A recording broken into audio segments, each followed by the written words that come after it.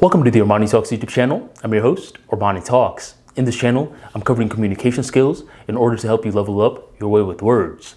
If you're new to this channel, welcome aboard. Every Mondays, Wednesdays, and Fridays, I drop a new video on public speaking, social skills, writing skills, and other topics which are meant to help you become much more articulate. If those subjects interest you, be sure to hit that subscribe button right on below. If you're a returning viewer, you know the drill. Hit that like right on below. Today's episode is going to talk about 4 questions to avoid, and if you stick around long enough, I may even give you a 5th question. When you're envisioning a charismatic person, if you let your imagination just drift off wherever it goes, it may conjure up something very grand. A charismatic person is this person standing on a podium, swaths of people looking at this individual, trying to take pictures of him. And this individual on the podium is giving this beautiful talk that is so melodic that other people are no longer taking pictures. Now they're recording this charismatic person. But in the real world, that's just not how it works.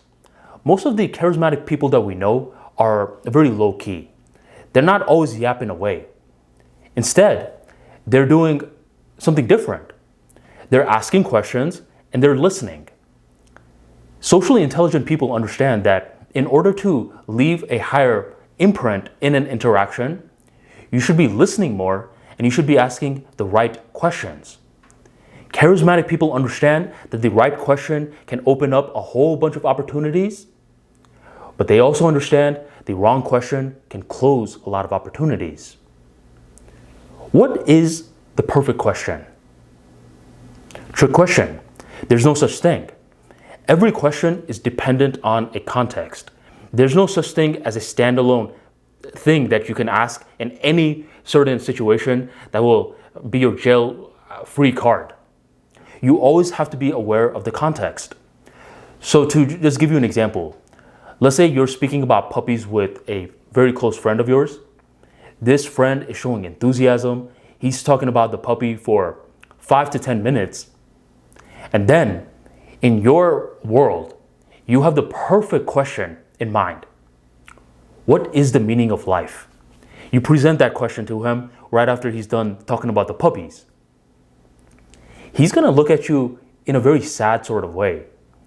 Either he's going to think that you weren't paying attention, or what he was saying for 5 to 10 minutes was boring for you to just abruptly switch the topic out of the blue moon. If you were more context dependent rather than looking for the perfect question, then you would have carried on with the theme of the conversation. So for the rest of this video, as I'm giving you the questions to avoid, understand that it's based on certain context that I'm going to be presenting. What may work for certain people may fall completely flat for someone else. So always prime your mind to look for the context. Question number 1 to avoid is to ask, what do you do, to a highly creative individual? This, for the most part, seems like such a harmless question. If you ask someone what they do for a living, they normally give you a response in a very quick way. Then you guys continue the conversation. But with highly creative people, you'll notice when you ask them, what do you do? They give you very general responses. And these general responses makes you want to ask even more questions. And this is where we can go the wrong way. Let's say a person is telling you what they do and you are still not getting it. You're like, come on, man, that doesn't make any sense. Come on, open up to me. What do you do? Wrong thing to keep on asking, because clearly this person is uncomfortable regarding it. This person may be highly creative. Rather than consistently asking them, what do you do? Start to ask about their projects. This is a mind hack for them, because now, rather than being closed off, they're going to start to open up.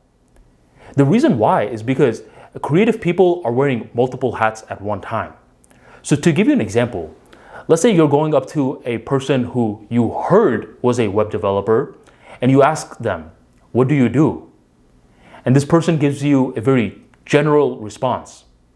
So rather than hammering home on this particular question, you start to ask about the websites that they're currently working on. This time, this person is way more open.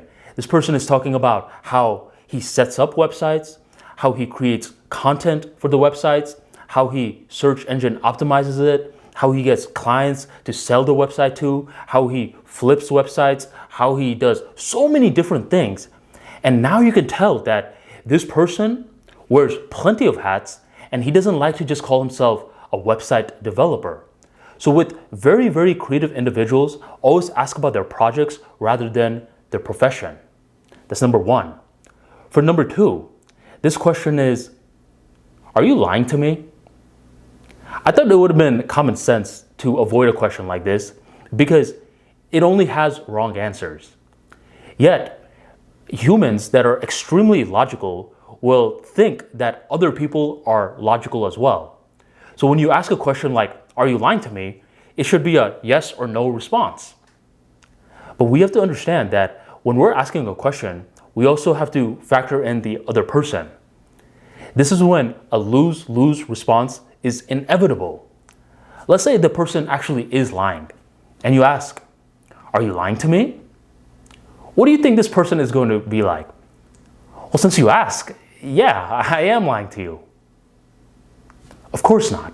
They're not going to be owning up to it if they're lying in the first place. They're probably going to lie some more, and worse, now they know that you're onto them. And let's say that you ask this question and the person isn't lying. They're going to be like, me? Why would you even ask me a question like that? And immediately you're hurting the relationship between you and this other person. This is one of those situations where you just want to avoid the question completely and you want to look out for body language shifts. When suddenly people are changing their body language, when their stories aren't adding up, subtle nuances in their stories are completely off, that's when you can tell that they're lying.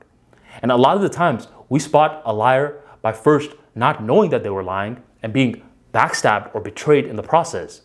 So you trying to curb all the pain and just being like, are you lying to me? Is not smart. It's going to routinely give you a lot of poor responses, or worse, it's going to have you lied to much more. Avoid.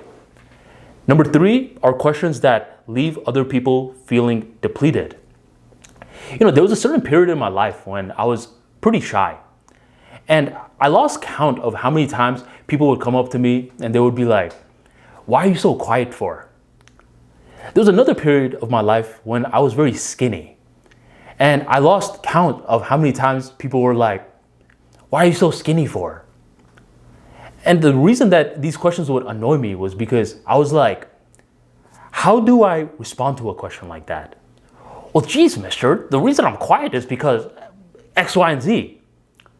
It's just one of those situations where even if I did give a response, afterwards I would feel depleted.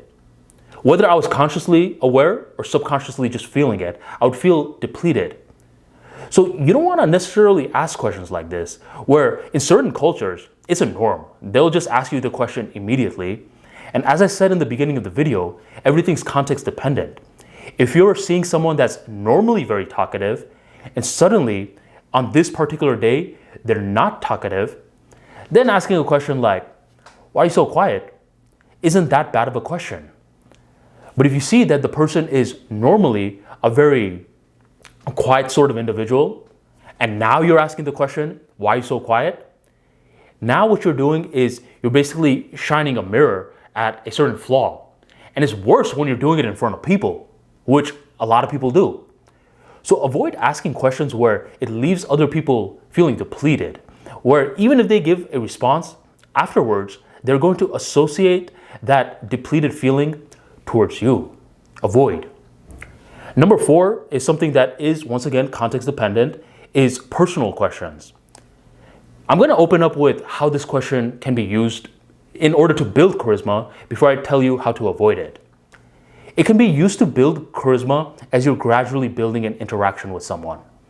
Every conversation where you're trying to build a friend, you're trying to go from formal to informal. And the more that you're going to informal, the more that you're pretty much knowing more about their personal life. So in this situation, if you want to build and deepen the rapport more, and you want to take this person from a stranger to an acquaintance to a friend, then personal questions will help you out. Now, here are situations when you want to avoid questions like this. You want to avoid it with people that you just met, where if you just met them and you're asking them about what political party that they are, they may not be open to that, and you may come off a little too strong to them. And for other people that you want to avoid this question with are people who actively go out of their way to be private. Private people didn't just end up like that out of the blue moon. They wake up one morning, they're like, oh, whoa, I'm feeling really private today. There's some thought behind their moves. They don't really like other people prying into their business too much, so they become private for that reason. So in your situation, you want to avoid asking these people such personal questions, and it's a judgment call on you. If you know this person and routinely when you try to ask anything personal, they don't answer in much detail or they switch topics completely, begin avoiding it. Otherwise, if you keep doubling down on it, they're going to be like, this idiot really doesn't pick up a hint, does he? All right, so avoid that question. Now for the fifth bonus question, this is going to be something that's very, very counterintuitive. The reason that this is counterintuitive is because human beings are normally very counterintuitive. Whenever you're dealing with someone that is of high status, very wealthy, or the creme de la creme in their field, you want to avoid only asking about their wins. It's smart to ask about their losses. Did you hear what I just said? Avoid always asking about their wins too much. Ask about their losses. Let's say for some reason I'm going to be chilling with Jeff Bezos later today, and I open the conversation with, yo man, how does it feel like being the richest man in the world? Yo man, you must feel like a boss living in that mansion, huh? Yo, don't you got a yacht too? That must feel really good, right? In his worldview, how many times do you think he's getting a question like that? All these positive questions asking about his wins. All the time. But if I eventually, as I'm warming up to him, I ask questions like, yo Jeff, when you were starting Amazon, I'm sure there were plenty of losses that you were taking.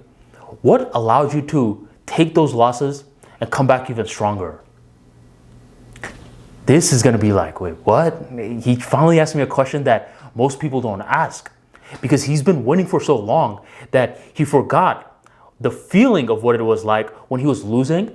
And when he is reminded of how he lost to how he's currently winning, he's going to notice that he's a comeback kid. A comeback kid is a person who doesn't quit. It's a person that is always going on, showing grit, showing willpower. And you want to know a little secret? Every individual wants to feel like a comeback kid in one facet of their life. So when you can ask this person about their journey, about their losses which led to the win, that's when you become lovable. Not just asking about their wins all the time. All right, so these are a few of the questions that you want to avoid in social interactions. I'm going to include the timestamps in the description box right down below, so you can zone in on the ones that you've been asking that you should avoid asking. Because all charismatic people understand the right questions can open up a whole bunch of opportunities, and the wrong questions can close a whole bunch of opportunities. If you enjoyed this video, be sure to check out my free ebook where I give you 5 tips on how to become much more charming, which will be available in the description box and the pinned comment right on below. Thank you for joining the Armani Talks YouTube channel, and I'll catch you on the next episode.